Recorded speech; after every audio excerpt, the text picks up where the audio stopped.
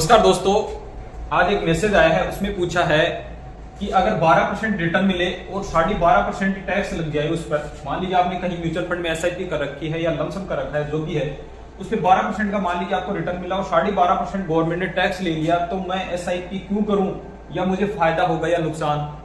तो क्या होने वाला है इस वीडियो में, इस पर पूरी बात करने वाले। बहुत ही आसान और इजी तरीके से, इतने बेस्ट तरीके से समझेंगे कि आपको एक एक चीज समझ में आ जाएगी कि एसआईपी पर रिटर्न 12% मिलता है और टैक्स हमें 12.5% देना होता है, तो किस प्रकार से हम कैलकुलेट करेंगे।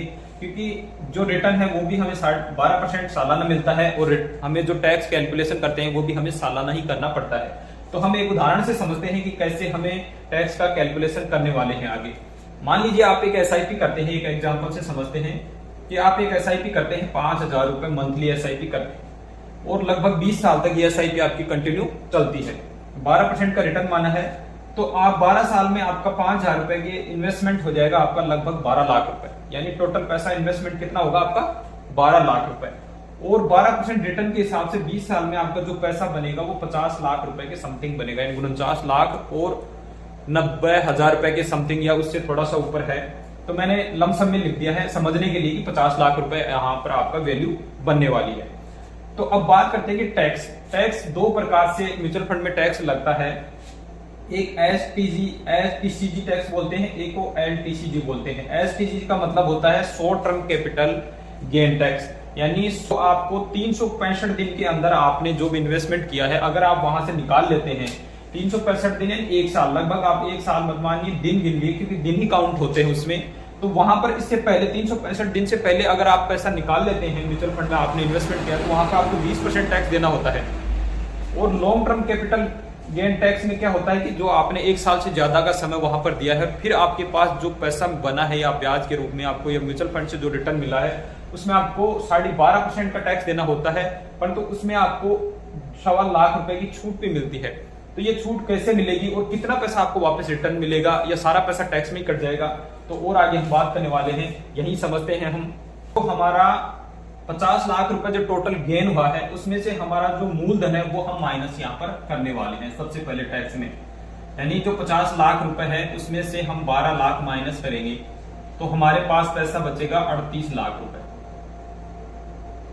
ये 38 लाख रुपए हमारे पास पैसा बचा है।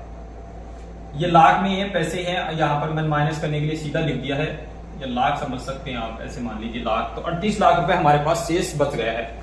अब 38 लाख में से फिर से आपको जो 38 लाख रुपए है उसमें से हमें जो 1.25 लाख रुपए की छूट मिलती है वो भी आपको यहाँ पर माइनस करनी है, यानी 1,25,000 रुपए फिर से आपको यहाँ पर माइनस करने हैं।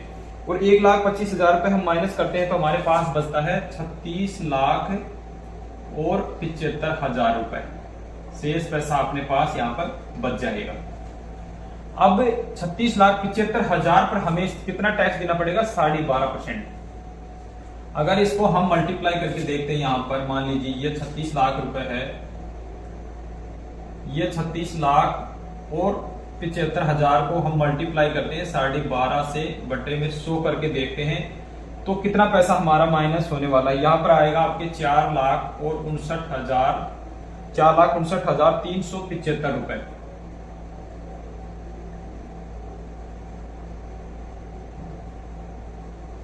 यानी 4,59,375 रुपए हमारा टैक्स बनेगा। 36 लाख में से हम 4,59,375 रुपए फिर से हम माइनस यहां पर करेंगे।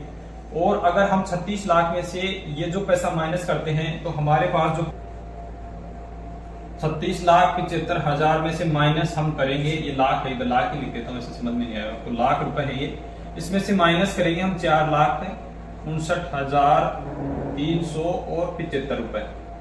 तो हमारे पास जो टोटल अमाउंट बचेगा वो बच जाएगा हमारे पास 32,15,625 रुपए।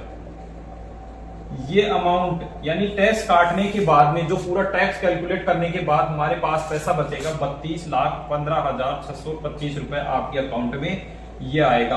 अब हमें लग रहा था कि 12.5% टैक्स गवर्नमेंट लेती है, 12% का रिटर्न मिलेगा, तो हमें क्या मिलेगा, तो हमें मिलेगा यानी जो 50 लाख रुपए था उसमें से हमारा मूलधन हम माइनस कर देते हैं यहाँ पर 12 लाख रुपए, क्योंकि मूलधन पे हमारा था ही वो, उस पर कोई टैक्स नहीं लगेगा, तो 38 लाख रुपए आपका यहाँ पर बच जाता है। 38 लाख में जो 1.25 लाख रुपए की हमारी जो छूट होगी वो यहाँ से माइनस कर देंगे, तो 36,75,000 यहाँ पर बच जाएगा।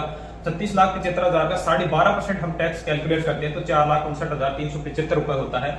उसको फिर से हम 36,75,000 में से माइनस करते हैं तो टोटल पैसा 32,15,000 रुपए हमारे अकाउंट में यहाँ पर आएगा। इस प्रकार से हम टैक्स यहाँ पर कैलकुलेट करते हैं। और अब गवर्नमेंट ने वैसे भी 12 लाख तक का टैक्स में वैसे छूट दी है, परंतु ये आपका कैपिटल गेन टैक्स है, यानी म्यूचुअल फंड में 12 लाख तक की छूट नहीं है, वो आपकी आय पे है। अगर आपको कोई भी इनकम नहीं होती है तो भी इसमें 4 लाख रुपए और आपके छूट हो सकते हैं। अगर आप टैक्स के दायरे में नहीं आते हैं, मान लीजिए आपकी कोई सैलरी से कहीं पर टैक्स नहीं, आपको यानी टैक्स नहीं देना पड़ता है, तो आपको 4 लाख रुपए तक की इनकम पे और आपको छूट हो सकती है, यानी आपको 4 लाख रुपए और छूट हो जाएगी यहाँ पर। तो आपका पैसा यहाँ पर इस तरीके से, अगर नहीं भी होती है तो आपको इस तरीके से कैलकुलेट करते हैं। बहुत ही आसान और इजी तरीका है। तो आप इन्वेस्टमेंट कीजिए, समझदारी से निवेश करते रहिए, और वीडियो को लाइक कीजिए, शेयर कीजिए, सब्सक्राइब कीजिए। वीडियो अच्छा लगे हो तो अपने दोस्तों को शेयर कीजिएगा। इसी के साथ मिलते हैं अगले वीडियो में। जय हिंद, जय भारत दोस्तों।